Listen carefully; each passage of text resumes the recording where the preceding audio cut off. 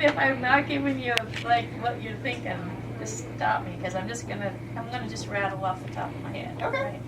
Right? Okay. So what we talked about is on the TL junction that I believe that it's a 3-segment problem.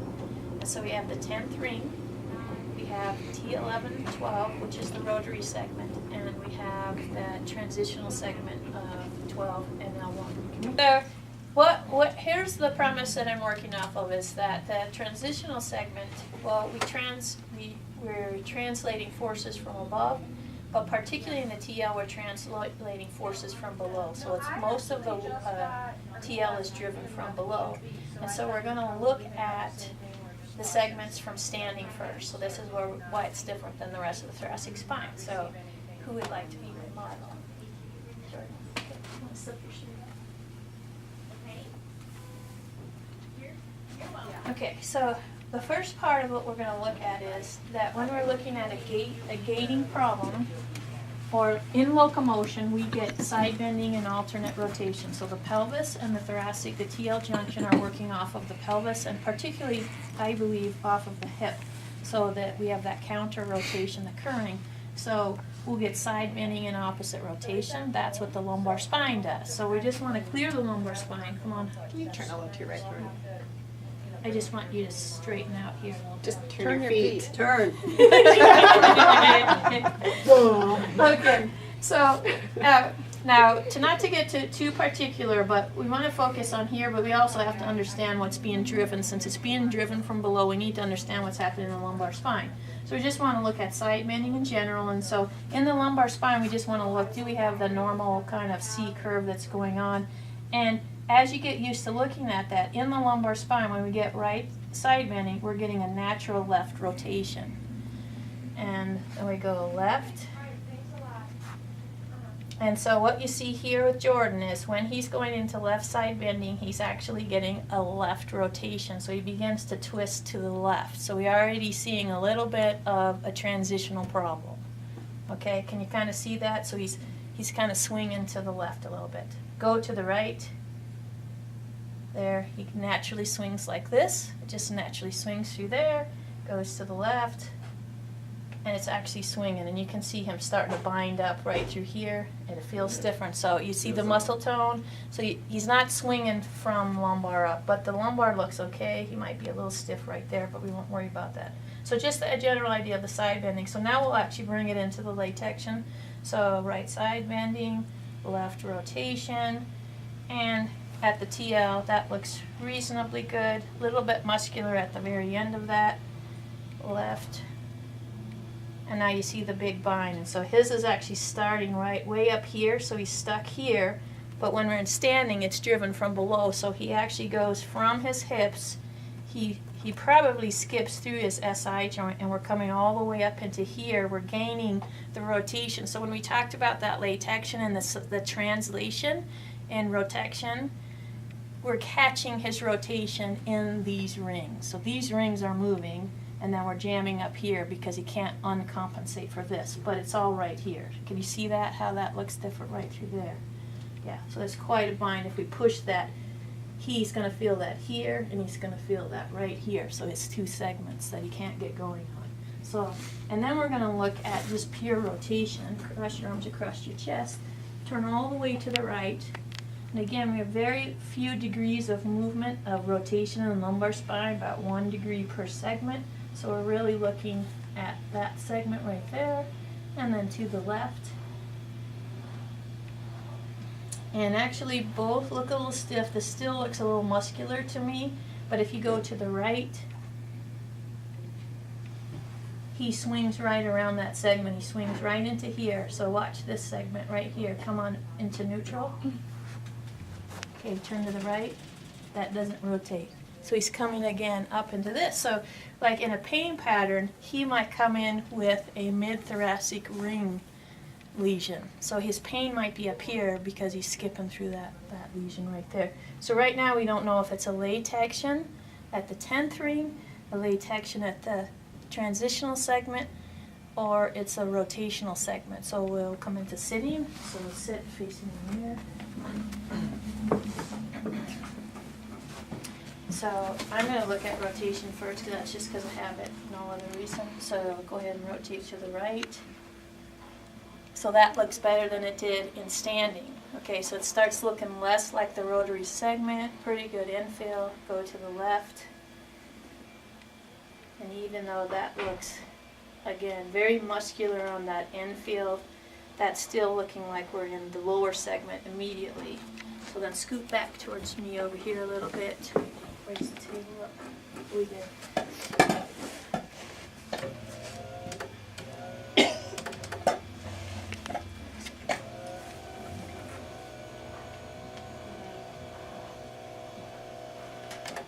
Okay, so now we're just going to look at latection of the 10th ring. So when we go into latection, remember we side bend away and rotate towards.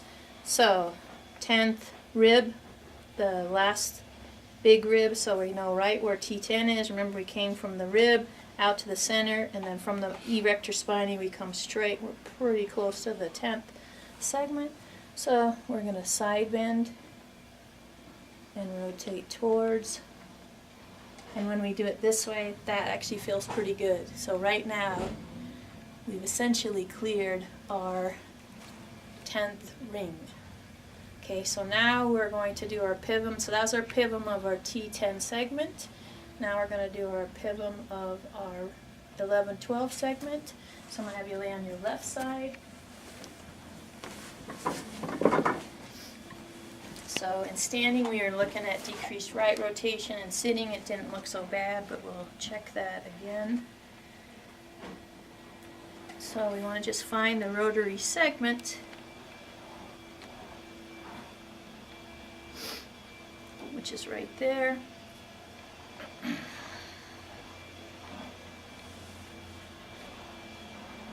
And so just the pivum. That was his L5. So we're just looking at that, and he's got a really nice infill. So that's a big amount of range of motion. So we're now confirmed that the standing rotation, right, and the sitting rotation and the pivum say that T11-12 is not restricted into right rotation. So now it gets very suspicious that it's the lower half of the segment. And so we need left side bending right rotation. So we can pull him up into left side bending and right rotate the segment, but what we're really concerned is, can this segment rotate side bend from below? So I can put him into a little extension. I can straighten this top leg, which puts him into left side bending. Take up the rotation, but what I want to see is if L1 can extend up into T12, and that feels very stiff, doesn't it? Mm-hmm. Is that the same side we treated last time? Okay. So you can stop now, Bob.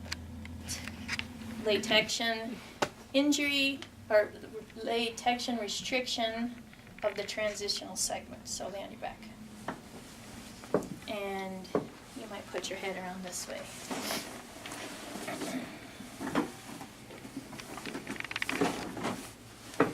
And scoot towards me. And cross your arms across your chest. Now, if they're not gigantic, I think it's actually easiest for them to sit up. So he's going to sit up. I'm going to reach around and grip as much of his shoulder as I can. And I'm going to come on to L1. Wait, am I doing this right? Yeah, it's this one. Okay. Okay, so I'm going to get on L1 with my thenar eminence. I'm going to take him down till I make contact so we're not all the way down. And then I'm going to side bend him. And there's the position right there. And I'm going to manipulate through that. Okay? And then just relax for me if you can. There we go. You okay? Mm-hmm. Big breath. Oh, yeah. Sorry to went. It was easy. And the nice part about lifting them up and coming from below is the contact's made early, and it doesn't feel like you have to thrust really hard. That's what we did with you last night. So you don't have to thrust really hard because really you're already there, and the weight of their body weight is helping you a little bit. So it's up below, but the bottom hand's doing that. It's side bend. The side bending seems to be key. Side bend and up like that. Okay, if we had a rotation restriction of the T11-12 segment, we would have seen it in standing rotation, sitting rotation the same way, and our pivums. And then we would fix that. So I'll fix that for Hamley on this side. Well, we might as well do your right rotation just for fun, right? Yeah. Just for fun. Because that was. So, find the rotary segment. It gets pretty easy after a while to figure out where you're at. So, the key to this one is full flexion. That's really key to get this. Then drop the legs back. So we're taking a bit of the lumbar and locking it out, because we don't want to do any pure rotation on the lumbar spine. And then this hand position, we're going to rotate neutrally, so try not to get flexion or extension, by being 45 degrees and pure rotation right there. So it's a very small moment. Hold right here. Now the segment ends up behind you. So once you're going to get around from the top, you're going to bring that segment up towards you. So you need to be nice and close to the table so that you don't feel anything. If you can, we're going to get our hands on the top side. We're going to be pushing T11 this way, pulling T11 this way. But all we really want to do is we're going to take up the slack of the motion. There it is at the end of range. You're going to abduct fully your arms to keep tension. Stiff down a little. And you okay? Mm-hmm. Okay, and after I take up the tension, there's the moment. And my manipulation is straight to the bed. And he didn't have much of a joint problem there, so we didn't do anything. So it's straight down. So it's the way you're keeping the rotation. I had this question in my last class is, why aren't you doing this? And you're not doing this because you're trying to not involve the lumbar spine at all. So it's already rotation. It's already gapped to its max. And the dropping with your abduction, it's not the dropping this, it's the dropping with abduction. The only way it can go is into its rotary position. And then for the 10th ring, if we were in left leg flexion, swing yourself around on your back. Okay, so for the 10th ring, we're doing an osteokinematic manip, where we're going to be on the 10th ring with our grip, so whatever you use, this or this, and we're going to just position the whole ring in latexion, and then the manipulation is just exactly like the rest of the thoracic spine. Hold nice and tight.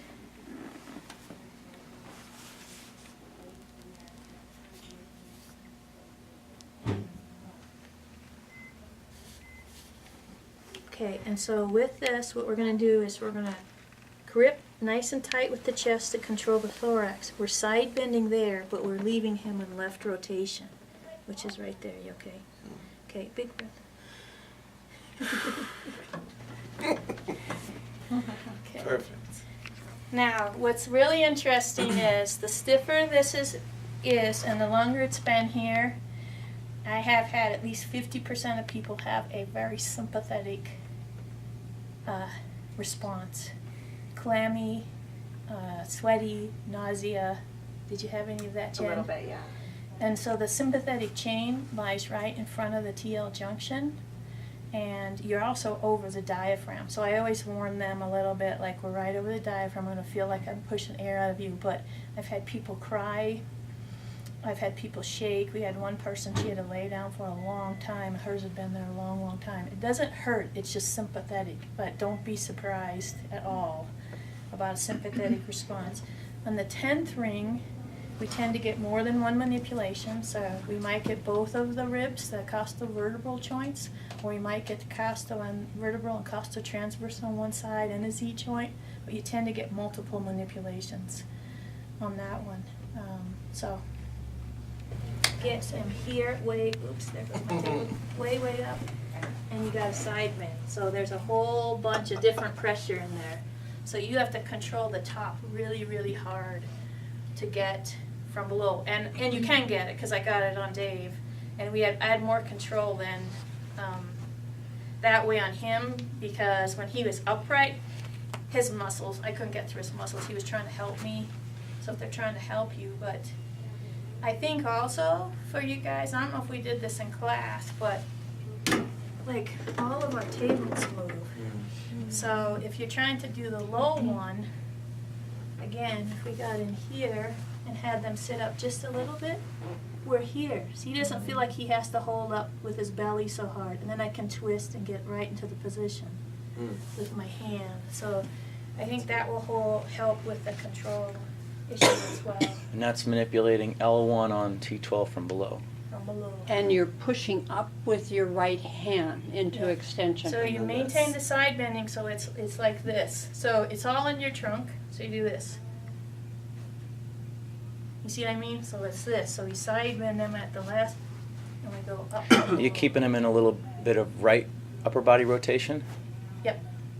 And that's why, so you can't come over on your hand. You know how like there's a bunch of videos on Jim where he lifts them up and lays them on his hand? Yeah. I always do that because that's what they show. Freaking nightmare.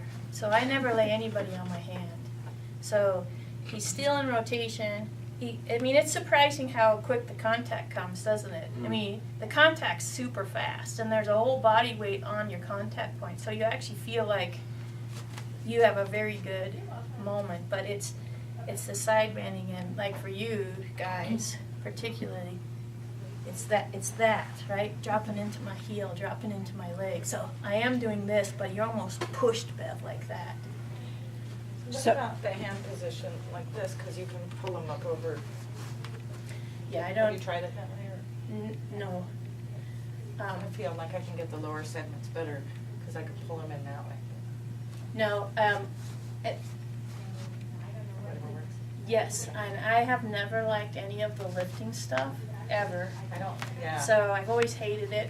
I just don't feel like I have as much control. Oh, yeah. Yeah. So Oh. way up on T12, but letting that down, Not so good. that's gonna be great. Jordan needs this done, I think. We need the facial expressions to come with it. You really want me to do it? You don't really Yeah. want me to do Sure. it? Go ahead. Okay. Jordan, I need can you to- move your hand? We're gonna do it, we're gonna do it right. So we have documentation of the mustache now. What mustache? I thought it was good. Okay, so I start at the L3 mark, and then I'm going to work my way up. So psoas is coming off of T12 and L1, and so that's the moment we want up there. I can let diaphragm down a little bit. Sorry, Jordan. You're fine. And that sometimes can give you some of that sympathetic stuff, because that the sympathetic chain is embedded into the psoas fibers. There it goes. This one's probably your worst one, though.